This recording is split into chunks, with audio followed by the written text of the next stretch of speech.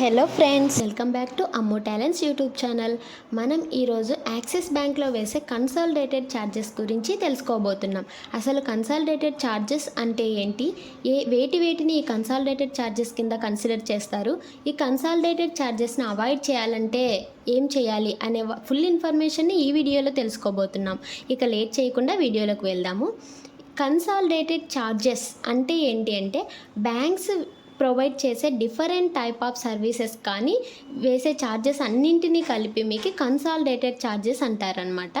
ఇంకా ఈ consolidated charges కింద వేటిని చూపిస్తారు అంటే, first one debit card charges. అంటే డెబిట్ కార్డును మీకు ఇష్యూ చేసినప్పుడు వేసే ఛార్జెస్, అలాగే డెబిట్ కార్డుకు యాన్యువల్ ఛార్జెస్ ఉంటాయి కదా వాటిని, అలాగే డెబిట్ కార్డ్ రీప్లేస్మెంట్ చేసినప్పుడు ఉండే ఛార్జెస్, వీటన్నింటిని కూడా మీకు కన్సాలిడేటెడ్ ఛార్జెస్ కిందనే చూపించడం జరుగుతుందన్నమాట.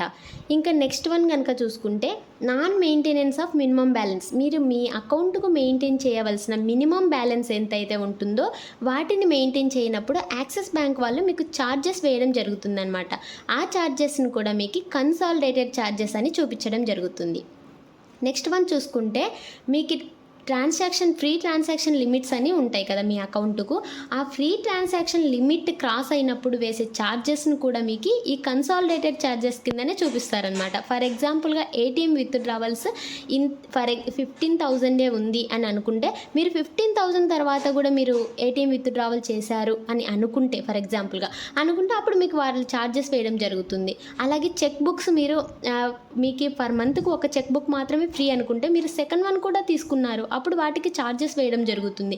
ఈ ఛార్జెస్ అన్నింటినీ కూడా కన్సాలిడేటెడ్ ఛార్జెస్ కిందనే చూపించడం జరుగుతుందన్నమాట. ఇక నెక్స్ట్ వన్ చూసుకుంటే, ఎస్ఎంఎస్ అలర్ట్స్. మీకు బ్యాంకు నుంచి ఎస్ఎంఎస్ వస్తూ ఉంటాయి కదా, ఎస్ఎంఎస్ అలర్ట్స్, వీటికి కూడా బ్యాంక్స్ వాళ్ళు ఛార్జెస్ కలెక్ట్ చేయడం జరుగుతుందన్నమాట. ఈ ఎస్ఎంఎస్ అలర్ట్స్ని కూడా ఈ కన్సాలిడేటెడ్ ఛార్జెస్ కిందనే చూపించడం జరుగుతుంది. నెక్స్ట్ వన్ చూసుకుంటే, ట్రాన్సాక్షన్ ఫెయిల్యూర్ ఛార్జెస్. మనం ఏవైనా లోన్స్కి ఆటో డెబిట్ పెట్టుకుంటూ ఉంటాము, స్టాండింగ్ ఇన్స్ట్రక్షన్ ఇస్తూ ఉంటాం, అవి ఫెయిల్ అవుతూ ఉంటాయి. ఒక్కోసారి అకౌంట్లో బ్యాలెన్స్ లేకపోవడమో ఏదైనా రీజన్ వల్ల అవి ఆటో డెబిట్ అవ్వకపోవడం అట్లా జరిగినప్పుడు మీకు యాక్సిస్ బ్యాంక్ వాళ్ళు ఛార్జెస్ వేయడం జరుగుతుంది. అలాగే చెక్ రిటర్న్ అయినప్పుడు కూడా మీకు ఛార్జెస్ వేయడం జరుగుతుందన్నమాట. ఈ ఛార్జెస్ అన్నింటినీ కూడా కన్సాలిడేటెడ్ ఛార్జెస్ కిందనే చూపించడం జరుగుతుంది. ఇక నెక్స్ట్ వన్ చూసుకుంటే, ట్రాన్సాక్షన్ ఛార్జెస్. మనకి ట్రాన్సాక్షన్స్కి లిమిట్ ఉంటాయి కదా, వాటిని దాటి మనం చేసినప్పుడు కూడా మనకి ఛార్జెస్ అనేవి ఉంటాయి. ఇంకా వాటిలో చూసుకుంటే క్యాష్ ట్రాన్సాక్షన్స్. మీకు క్యాష్ ట్రాన్సాక్షన్కి ఒక లిమిట్ ఇస్తారు, దాన్ని దాటి చేసినప్పుడు మీకు ఛార్జెస్ పడతాయి. అలాగే డీడీ ఇష్యూ చేసినప్పుడు ఛార్జెస్ ఉంటాయి, డీడీని రీవాలిడేషన్ చేసినప్పుడు ఛార్జెస్ ఉంటాయి, అలాగే ఆర్డీకి స్టాండింగ్ ఇన్స్ట్రక్షన్ ఇచ్చినప్పుడు ఛార్జెస్ ఉంటాయి, ఇంకా చెక్కును స్టాప్ చేసినప్పుడు కూడా మీకు ఛార్జెస్ ఉంటాయి. ఇలాంటి ఛార్జెస్ అన్నింటినీ కూడా మీకు కన్సాలిడేటెడ్ ఛార్జెస్ కిందనే చూపించడం జరుగుతుందన్నమాట. ఇక నెక్స్ట్ వన్ చూసుకుంటే, మీరు డూప్లికేట్ పాస్బుక్ తీసుకుంటూ ఉంటారు కదా, ఆ పాస్బుక్ తీసుకున్నప్పుడు కూడా యాక్సిస్ బ్యాంక్ వాళ్ళు ఛార్జెస్ కలెక్ట్ చేస్తారు. అలాగే స్టేట్మెంట్ని తీసుకున్నప్పుడు కూడా ఛార్జెస్ కలెక్ట్ చేస్తారు. వీటిని కూడా కన్సాలిడేటెడ్ ఛార్జెస్ కిందనే చూపించడం జరుగుతుందన్నమాట. నెక్స్ట్ వన్ చూసుకుంటే, I connect or net secure device charges. అంటే ఇంటర్నెట్ బ్యాంకింగ్ సర్వీసెస్ కూడా ఛార్జెస్ ఉంటాయి. ఆ ఛార్జెస్ని మీకు కన్సాలిడేటెడ్ ఛార్జెస్ కిందనే చూపించడం జరుగుతుంది. నెక్స్ట్ వన్ చూసుకుంటే, మీరు ఇంకా అడిషనల్ సర్వీసెస్ ఏవైనా తీసుకుంటారు, అడిషనల్ ప్రోడక్ట్స్ ఏవైనా తీసుకుంటూ ఉంటారు బ్యాంక్ నుంచి, వాటికి కూడా ఛార్జెస్ అనేవి ఉంటాయన్నమాట. ఫర్ ఎగ్జాంపుల్గా మీరు డీమ్యాట్ అకౌంట్ ఓపెన్ చేశారనుకోండి, దానికి యాన్యువల్ ఛార్జ్ ఉంటుంది. అలాగే లాకర్ ఓపెన్ చేశారనుకోండి, దానికి కూడా మీకు యాన్యువల్ ఛార్జెస్ అనేవి ఉంటాయన్నమాట.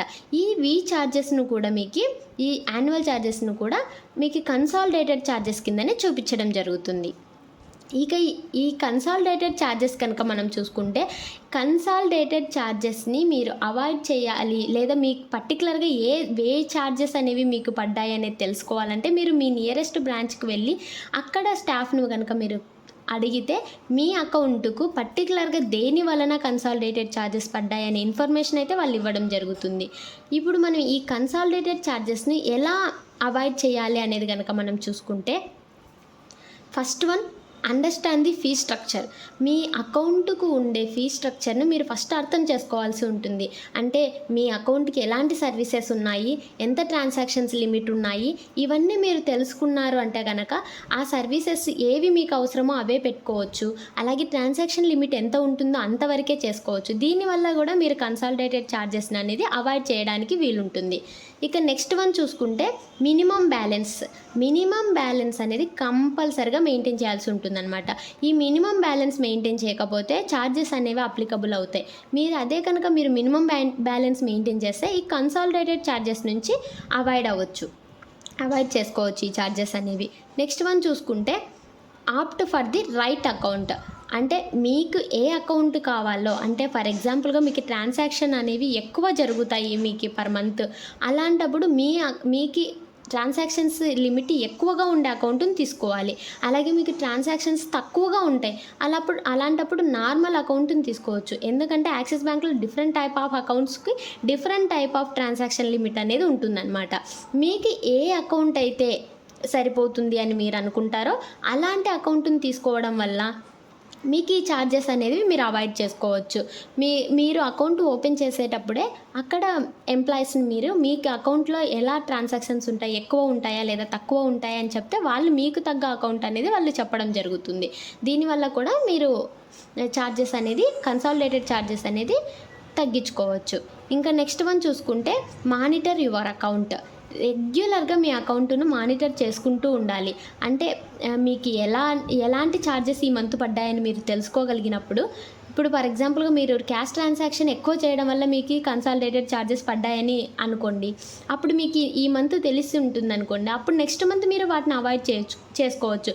ఎంత లిమిట్ అయితే ఉంటుందో అంతవరకే మీరు చేసుకోవచ్చు. అలాగే ఏటీఎం విత్డ్రావల్ వల్ల మీకు ఛార్జెస్ పడ్డాయని మీకు తెలిసిందనుకోండి, నెక్స్ట్ టైం అది రిపీట్ కాకుండా చూసుకోవచ్చు. కావున కంపల్సరీగా మీ అకౌంట్ను రెగ్యులర్గా మానిటర్ చేసుకుంటూ ఉన్నారంటే కనుక నెక్స్ట్ టైం అవి రిపీట్ కాకుండా ఆ ఛార్జెస్ అనేది మీరు అవాయిడ్ చేసుకోవడానికి వీలుంటుంది. ఇంకా నెక్స్ట్ చూసుకుంటే లిమిట్ ట్రాన్సాక్షన్స్. మీ అకౌంట్కు ట్రాన్సాక్షన్ లిమిట్ ఎంతైతే ఉంటుందో ఆ లిమిట్ను మీరు తెలుసుకొని అక్కడి వరకు మాత్రమే ట్రాన్సాక్షన్ చేయడం వల్ల ఈ కన్సాలిడేటెడ్ ఛార్జెస్ అనేది మీరు అవాయిడ్ చేయవచ్చు. ఇంకా ఆప్ట్ ఫర్ ఈ స్టేట్మెంట్స్. మీరు స్టేట్మెంట్ అనేది బ్రాంచ్కి వెళ్ళి తీసుకోకుండా ఎలక్ట్రానిక్ స్టేట్మెంట్స్ తీసుకోవడం వల్ల కూడా ఈ కన్సాలిడేటెడ్ ఛార్జెస్ అనేది మీరు అవాయిడ్ చేయొచ్చు అనమాట. మీరు బ్రాంచ్కి వెళ్ళి స్టేట్మెంట్ తీసుకున్నారంటే ఛార్జెస్ అప్లికబుల్ అవుతాయి. అదే మీరు ఈ స్టేట్మెంట్ తీసుకున్నారంటే మీకు ఛార్జెస్ అనేవి ఉండవు. సో ఈ స్టేట్మెంట్ వల్ల కూడా మీరు కన్సాలిడేటెడ్ ఛార్జెస్ అనేది అవాయిడ్ చేయొచ్చు. ఇంకా next one avoid unnecessary services. మీకు ఎంతవరకు సర్వీసెస్ కావాలో అవి మాత్రమే మీ అకౌంట్కు అప్లికబుల్ చేసుకోవాలి. మీరు అన్ని సర్వీసెస్ తీసుకున్నారంటే వాటన్నింటికి ఛార్జెస్ ఉంటాయి కాబట్టి మీకు ఈ ఛార్జెస్ అనేవి ఎక్కువ అయ్యే ఛాన్సెస్ ఉంటాయి.